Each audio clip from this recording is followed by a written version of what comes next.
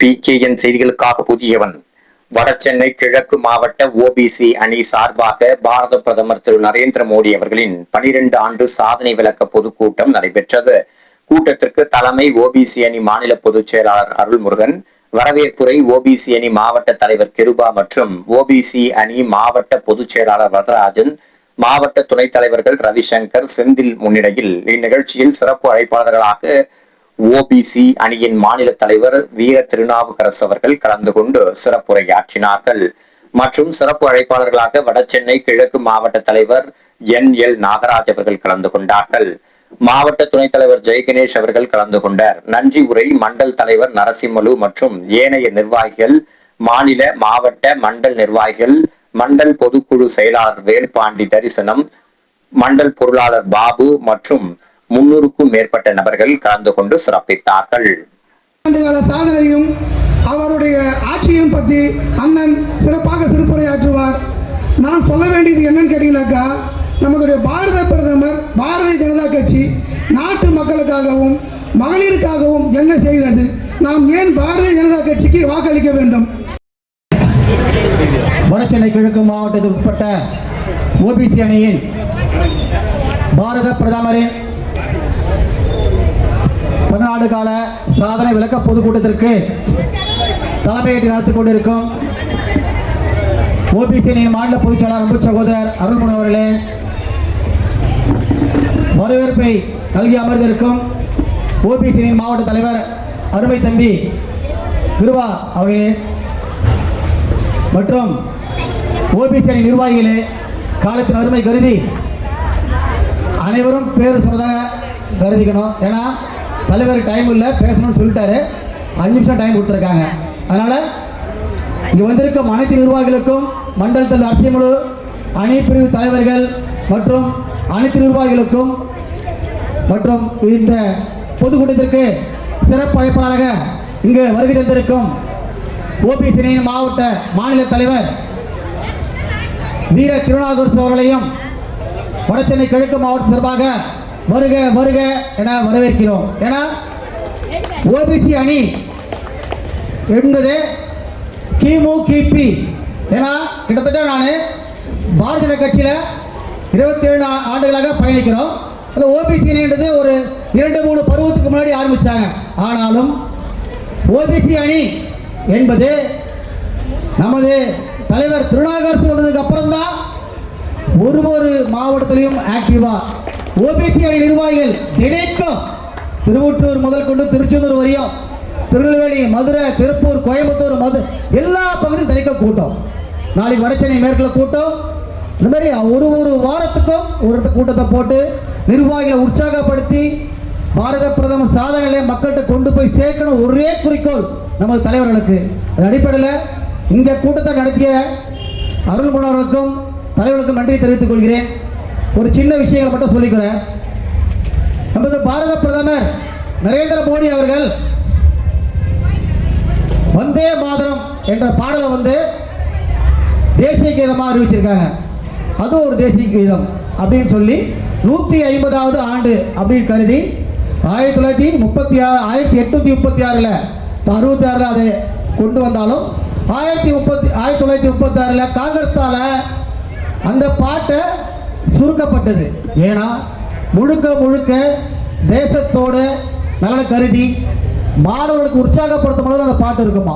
அந்த பாட்டை சுருக்கி காங்கிரஸ் என்ன பண்ணுச்சுன்னா சுருக்கிட்டாங்க 1936. அதை பாரத பிரதமர் நரேந்திர மோடி அவர்கள் நமது அந்த முழு பாட்டையும், சுதந்திர தியாகத்தை தீர்க்கிற அந்த முழு பாட்டையும் முழுசா பாடணும்னு ஒரு ஜியோ பாஸ் பண்றாங்க பார்லிமெண்ட்ல.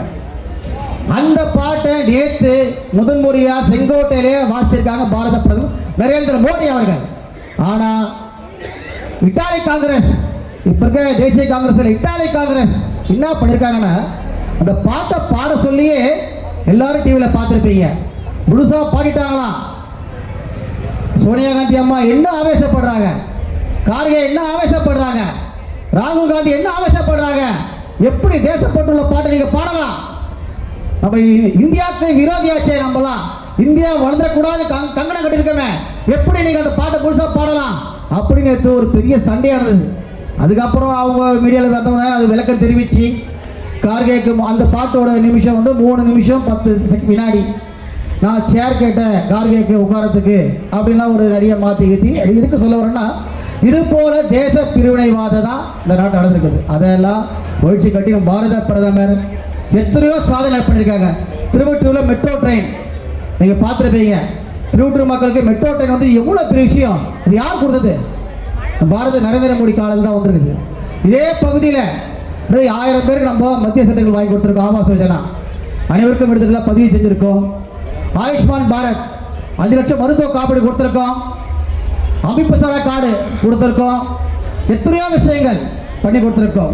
இப்போ கூட ஒரு நண்பர் சொன்னார், ஜல்ஜீவன் திட்டத்தில் வந்து பதிவு பண்ணாரா, வெறும் 100 ரூபா கட்டினாரா, வீட்டு இணைப்பு குழா கொடுத்துட்டான்னு சொன்னார் நம்ம நண்பர் போஜராஜன். இது போல நிறைய விஷயங்கள், அதுவும் குறிப்பாக நம்ம காரிங்கல் நகர் ராஜாஜி நகர் பகுதி மக்கள் இந்த மத்திய அரசு திட்டங்களை வந்து எல்லாரும் பயன்படுறாங்க. அதில் மாற்று கருத்து இல்லை. கேஸ் மானியம் முதல் கொண்டு அனைத்தும் நமது பாரத பிரதமர் மக்களுக்காக தான் பண்றாரு. பாரத பிரதமர் ஒவ்வொரு திட்டமும் நமது மக்களுக்காக தான் கொண்டு வர செய்யுது. இதில் பிஜேபிக்கார இந்த கட்சி அந்த கட்சியை கொண்டு வரதில்லை. 140 கோடி மக்களுக்கும் பொதுவானதான் நம்ம பிரதமர் கொண்டு வர திட்டங்கள். ஆனால் நம்ம பிரதமர் வெளிநாட்டு பயணங்களுக்கு போகிறாங்க. அதில் ஒரு கிட்டத்தட்ட இதுவரையும் அவர் போன செலவு 500 கோடி இருக்கலாம் சொல்கிறாங்க. ஆனால் ஒரு தமிழ்நாட்டுக்கு கொண்டு வந்த முதலீடு எவ்வளோ தெரியுமா? முதலீடு 5 லட்சம் கோடி. மக்களே, உண்மையாக 5 லட்சம் கோடி. இது போன்ற நம்ம பாரத பிரதமர் நரேந்திர மோடி அவர்கள் நமது பாரதத்திற்காகவும் தமிழ்நாட்டிற்காகவும் நிறைய திட்டங்களை தொடர்ந்து கொண்டு வருவார். அதை சொல்லிக்கொண்டு வாய்ப்பு தலைமை கண்டிப்பு விடைபெறுகிறேன். நன்றி, வணக்கம். ஆட்சிக்கு வந்தா எல்லா பெண்களுக்கும் மாசம் 2500 ரூபாய். அதே போல தமிழ்நாடு போல மேற்கு வங்காளம்னு ஒரு மாநிலம், அங்க பிஜேபி எலெக்ஷன் நிக்குது.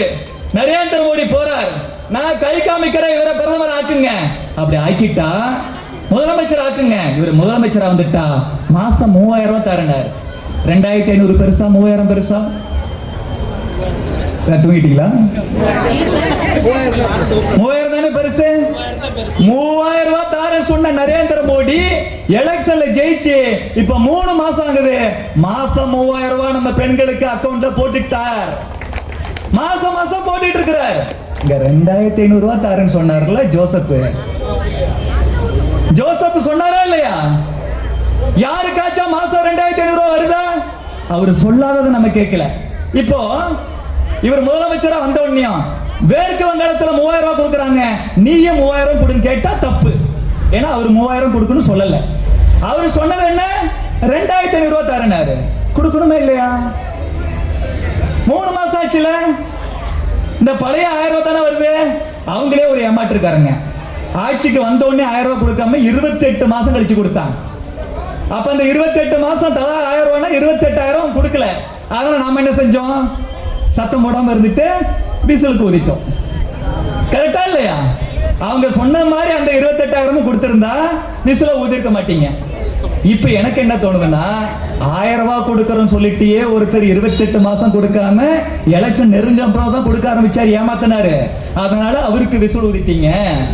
இப்ப 2500 ரூபாய் கொடுக்கறோம்னு சொல்லிட்டு இன்னும் கொடுக்காம இருக்கிறாரு, அவருக்கு சங்கூதணுமா இல்லையா? அந்த ஆட்சிக்கு சங்கூதணுமா இல்லையா? விஜய் 100 வருஷம் நல்லா இருக்கட்டும், அதுல நமக்கு கடவுள்கிட்டே வேண்டிப்போம். ஆனா இந்த ஆட்சிக்கு சங்கூதணும். ஏன் சொன்னதை செய்யல? அங்க மேற்கு வங்காளம் தமிழ்நாட்டோட பெரிய மாநிலம், அங்க மக்கள் தொகை அதிகம். அங்க நாங்க சொன்னோம், நரேந்திர மோடி சொன்னாரு, எங்க முதலமைச்சர் வந்துட்டா தாமரைக்கு ஓட்டு போட்டு நாங்க ஆட்சிக்கு வந்துட்டா பஸ்ல ஃப்ரீ. மெட்ராஸ்ல மட்டும் இல்ல, மெட்ராஸ் மாதிரி எங்க கல்கட்டா மட்டும் இல்ல, ஃபுல்லா எங்கனாலும் ஃப்ரீ. போர் அடிக்குதா ஏறி எங்காலும் போயிடலாம். புருஷன் கூட சண்டை போடுறீங்களா, கிளம்பி உங்க வீட்டுக்கு போயிடலாம். எங்க போனாலும் ஃப்ரீ. சொந்தக்காரங்க இருக்கிறாங்களா, இப்ப கல்யாணம் காதுகுத்துக்கு அடிக்கடி போக முடியுதா? ஏன்? மொய் நம்ம என்னமோ 500 ரூபா தான் வைப்போம், 200 ரூபா தான் வைப்போம். பஸ் ட்ரெயினுக்கு எக்கச்சக்கமா ஆகும். நிறைய பேர் இங்க ஏது திருப்பதிக்கு 2000 ரூபாய் செலவு பண்ணி போயிட்டு 100 ரூபா உண்டியில போடுவோம். அதே மாதிரி கஷ்டப்பட்டு இங்க ஏது நம்ம போயிட்டு 500 ரூபாய் 200 ரூபாய் போடுவோம்.